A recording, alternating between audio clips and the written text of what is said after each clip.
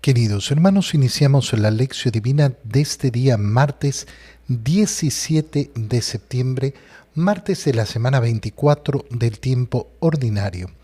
Por la señal de la Santa Cruz de nuestros enemigos, líbranos, Señor Dios nuestro, en el nombre del Padre, y del Hijo, y del Espíritu Santo. Amén. Señor mío y Dios mío, creo firmemente que estás aquí, que me ves, que me oyes. Te adoro con profunda reverencia, te pido perdón de mis pecados y gracia para hacer con fruto este tiempo de lección divina. Madre mía Inmaculada, San José, mi Padre y Señor, Ángel de mi guarda, interceded por mí. Continuamos en este día martes con la lectura de la primera carta del apóstol San Pablo a los Corintios. Leemos el capítulo 12, versículos 12 al 14 y 27 al 31. Hermanos, así como el cuerpo es uno y tiene muchos miembros y todos ellos, a pesar de ser muchos, forman un solo cuerpo, así también es Cristo. Porque todos nosotros, seamos judíos o no judíos, esclavos o libres, hemos sido bautizados en un mismo espíritu para formar un solo cuerpo, y a todos se nos ha dado a beber del mismo espíritu. El cuerpo no se compone de un solo miembro, sino de muchos. Pues bien, ustedes son el cuerpo de Cristo, y cada uno es miembro de él. En la Iglesia, Dios ha puesto en primer lugar a los apóstoles, en segundo lugar a los profetas, en tercer lugar a los maestros, luego a los que hacen milagros, a los que tienen el don de curar a los enfermos, a los que ayudan, a los que administran, a los que tienen el don de lenguas y el de interpretarlas. ¿Acaso son todos apóstoles? ¿Son todos profetas? ¿Son todos maestros? ¿Hacen todos milagros? ¿Tienen todos el don de curar? ¿Tienen todos el don de lenguas y todos las interpretan? Aspiren a los dones de Dios más excelentes. Palabra de Dios. Es hermoso darse cuenta cómo San Pablo, después de haberle recordado a los corintios aquello que recibió del Señor, eso que hizo en la última cena, como tomando el pan y dando gracias, se lo bendijo diciendo: tomen y coman, esto es mi cuerpo. Y lo mismo sobre el cáliz, esta es la sangre de la nueva alianza. Después de hablarles de esto, ahora habla de la comunión de la Iglesia. Y claro, la comunión de la Iglesia, ¿dónde va a estar sustentada? En que todos formamos un solo cuerpo, cada uno con sus propios atributos y cada uno con su propia misión, cada uno con su propio encargo y lógicamente con sus propias responsabilidades, pero todos y cada uno de nosotros miembros de una sola iglesia, como lo expresa San Pablo, diciéndonos: así como el cuerpo es uno y tiene muchos miembros y todos ellos forman un solo cuerpo, así también es Cristo. Es decir, ¿qué es lo que hace? Elegir una comparación muy sencilla para todos nosotros. ¿Cuántos cuerpos tengo yo? Uno solo. Y sin embargo, ¿cuántos miembros forman parte de ese cuerpo? ¿Cuántos órganos forman parte de ese cuerpo? ¿Qué es lo que sucede cuando se nos amputa un miembro, cuando se nos amputa un órgano? Que deja de vivir. No puede subsistir alejado del cuerpo. Cada uno tiene su función, cada uno tiene su misión, pero separado del cuerpo no va a servir. No va a servir porque justamente su vida depende no de sí mismo, sino de la integridad de ese cuerpo. Por eso es que esta comparación es tan preciosa para entender lo que es la Iglesia y la misión que cada uno de nosotros tenemos en la Iglesia. Todos nosotros, dice San Pablo, seamos judíos o no judíos, esclavos o libres, hemos sido bautizados en un mismo espíritu. Qué precioso es darnos cuenta cómo aquí está la base de la mentalidad occidental, que no va a ser la misma en todo el mundo y que no era la misma hasta ese momento. La división en las sociedades, en las diferentes culturas, entre las clases, la división entre los seres humanos, el desprecio a los seres humanos, va a comenzar a quedar anulado por este pensamiento que es introducido no por otro, sino por el cristianismo. No es la sociedad occidental la que llega a esta deducción de que todos los seres humanos son iguales en su dignidad, iguales en sus derechos. Esto es fruto del cristianismo. Y vemos cómo todavía hoy en diferentes sociedades no se tiene este pensamiento y por eso van a haber personas de segunda categoría. Y van a haber personas que efectivamente son las superiores. Es algo que se sigue viviendo también en Occidente, sí, por supuesto, pero no de manera intelectual, no por un pensamiento, sino por el egoísmo del corazón del ser humano, que se sigue creyendo superior a otros seres humanos. Pero en cuanto al concepto que se maneja en Occidente, es este. ¿Y este en qué está basado? En cómo se ha conformado la Iglesia en un solo cuerpo con muchos miembros. ¿Quién es más bautizado? ¿El judío o el no judío? ¿El esclavo o el libre? No, todos son iguales. Todos son iguales. ¿Por qué? Porque han recibido exactamente el mismo bautismo, sin que eso cambie su condición social, su condición económica, su condición de vida, su cultura. No, eso no se ha transformado. Pero resulta que entonces el ser humano tiene una dignidad que no está ligada a eso. Y nosotros entonces hemos sido bautizados, dice San Pablo, para formar un mismo espíritu. El cuerpo no se compone de un solo miembro, sino de muchos. Y entonces lo lleva a la Iglesia. Ustedes son el cuerpo de Cristo y cada uno es miembro de Él.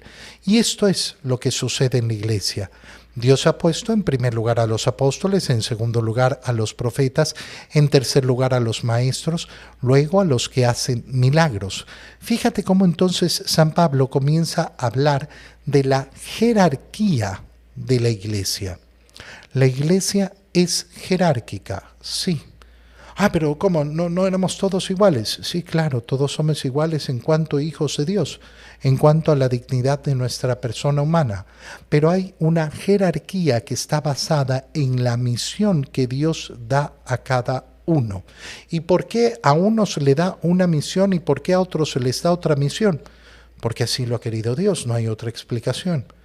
No, es que estos son más importantes. No son más importantes. No es por un camino humano. Es sumamente difícil para muchas personas entender esto, que, por ejemplo, a los sacerdotes creen que estamos viviendo una carrera, una profesión.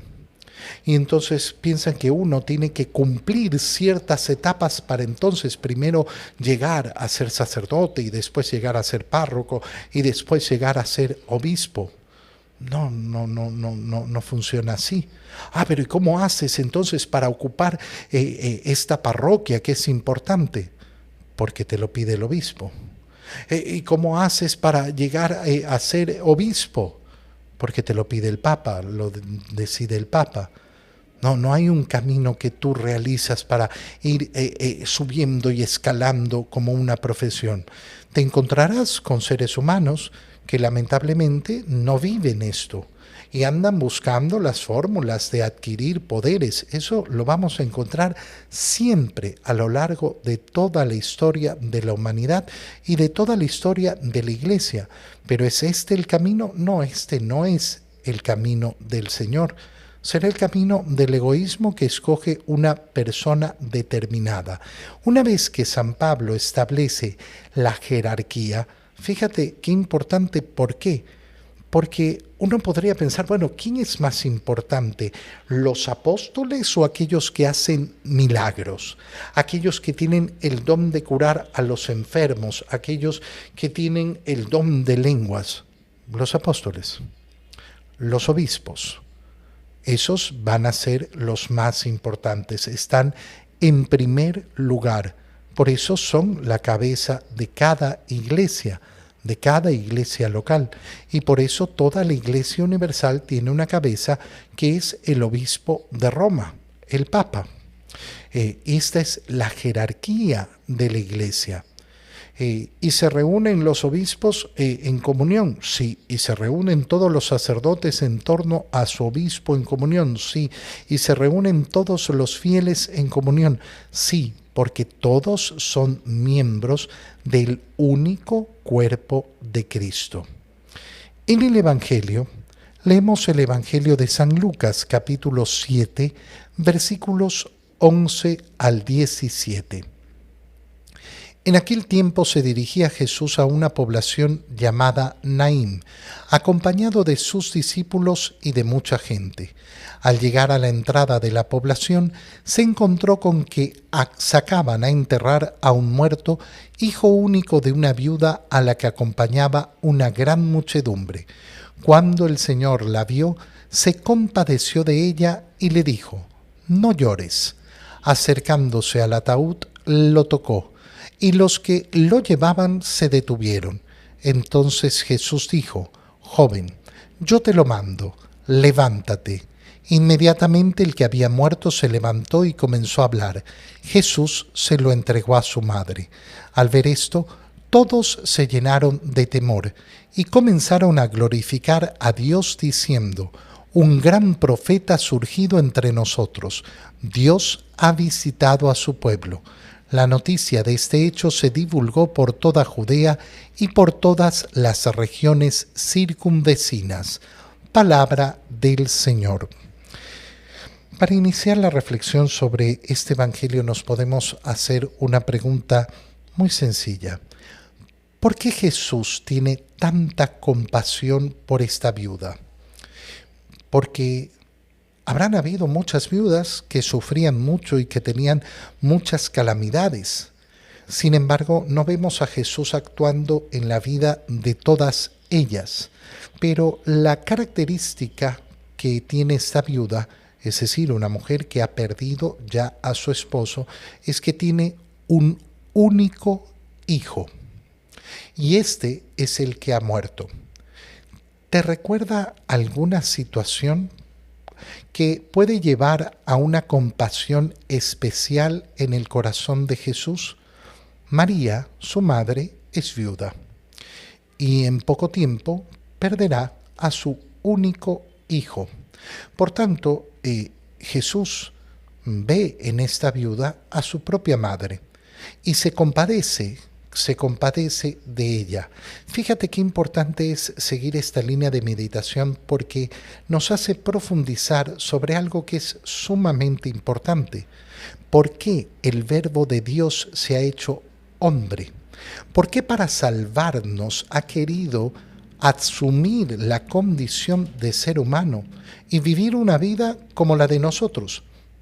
Bueno, justamente para tener toda esta experiencia de vida, para experimentar la existencia desde nuestra perspectiva, para poder efectivamente asumir nuestra existencia con todos sus problemas, con todas sus necesidades, con todos sus sufrimientos y también, lógicamente, con todas sus alegrías y toda su belleza. Dios, hecho hombre, ha experimentado el gozo y el deleite de tener una madre, de tener un padre, de tener una familia. Y lógicamente esa experiencia se vuelve muy profunda en su corazón. Y entonces es lógico que al ver a esta viuda haya esa relación con lo que está viviendo su madre y con lo que tendrá que vivir su madre. Y lógicamente que se genera esa empatía mucho mayor. No es que Dios necesite esto para comprendernos, pero nosotros sí lo necesitamos para comprender el inmenso amor de Dios. ¿Qué estoy diciendo? No es que Dios no nos pueda comprender porque Él vive en las alturas, no nos comprende mejor que nosotros mismos y vive efectivamente nuestros sufrimientos. Lo que nos muestra a nosotros es justamente esa cercanía, para que nos demos cuenta de ella, para que no imaginemos, no, bueno, es que Dios está en las alturas y Él no entiende mi existencia. Sí que la entiende, sí que la entiende y la ha vivido profundamente. ¿Qué nos cuenta el Evangelio de San Lucas? Que se dirigía Jesús a una población llamada Naín, iba con sus discípulos, y al llegar se encuentra que sacaban a enterrar a este muerto. Sacan a enterrar a este muerto, fíjate bien. No es que había una posibilidad de que, ay, no, es que estaba enfermito, pero no se habían dado cuenta y parecía muerto. No, ya había muerto, habían hecho el velorio correspondiente y ahora lo estaban llevando a enterrar, que era el hijo único de una viuda, a la cual acompañaba una gran muchedumbre, es decir, era una viuda que recibía el cariño de la gente, que recibía la compasión de la gente. Lógicamente que bastaría solo el hecho de ya ser viuda para que efectivamente el Señor se mueva a la compasión. ¿Por qué? Porque siempre que se llama a la misericordia, lo primero que hace el Señor es pedir que recordemos a las viudas y a los huérfanos. A las viudas y a los huérfanos. Que tengamos especial atención, no solo por ellos, que nuestra caridad se dirija a todo el mundo, pero siempre hay una especial atención por las viudas y los huérfanos.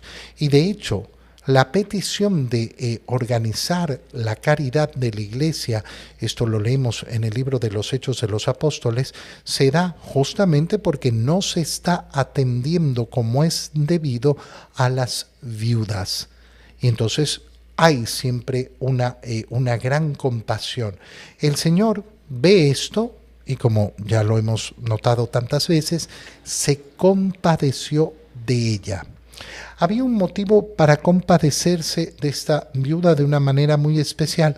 Y claro, por supuesto, normalmente cuando uno tiene varios hijos, bueno, ¿qué es lo que va a obtener? Va a obtener que alguno, por lo menos, si no son todos, por lo menos alguno se haga cargo de la madre en su vejez, que se haga cargo del padre en su vejez, que es una de las responsabilidades que tenemos en nuestra vida. Pero claro, si he perdido al esposo y además pierdo no solo a un hijo, sino al único hijo que tenía, la condición de esta mujer se volvía muy complicada. Y entonces la compasión de Jesús, que ya la hemos explicado en bastante profundidad, acercándose al ataúd, lo tocó. Y los que lo llevaban se detuvieron. Fíjate en este gesto del Señor. Lo toca y se detienen. Es decir, algo ocurre. Y le dice entonces Jesús a la... perdón, nos hemos saltado. Lo primero que hace el Señor es decirle a la viuda, no llores. Es decir, le anuncia lo que va a hacer. Acercándose al ataúd lo toca y ellos, los que van llevando el ataúd, se detuvieron. Y entonces basta su palabra, joven, yo te lo mando, levántate. E inmediatamente el que había muerto se levantó y comenzó a hablar, y Jesús se lo entregó a su madre. Qué gesto más bonito y más hermoso, ese entregárselo a su madre vivo. Al ver esto, todos se llenan de temor y comienzan a glorificar a Dios diciendo, un gran profeta surgido entre nosotros. Dios ha visitado a su pueblo. Fíjate en esta expresión. No es simplemente que ha venido un gran profeta, sino que Dios ha venido, ha visitado a su pueblo. Dios se ha hecho presente. ¿Por qué? Porque no hay otra manera de explicar cómo este muerto está ahora vivo y ha sido entregado a su madre. Y esta noticia se divulga por toda Judea y por todas las regiones circunvecinas. Un dato sumamente importante también. ¿Por qué? Porque nos manifiesta cómo efectivamente las noticias sobre el Señor van creciendo por todas partes. Te doy gracias, Dios mío, por los buenos propósitos, afectos e inspiraciones que me has comunicado en este tiempo de lección divina. Te pido ayuda para ponerlos por obra. Madre mía Inmaculada, San José, mi Padre y Señor, Ángel de mi guarda, interceded por mí. María, Madre de la Iglesia, ruega por nosotros. Queridos hermanos, que el Señor los cuide, los bendiga, los proteja en el nombre del Padre y del Hijo y del Espíritu Santo. Amén. Que tengan todos un muy feliz día.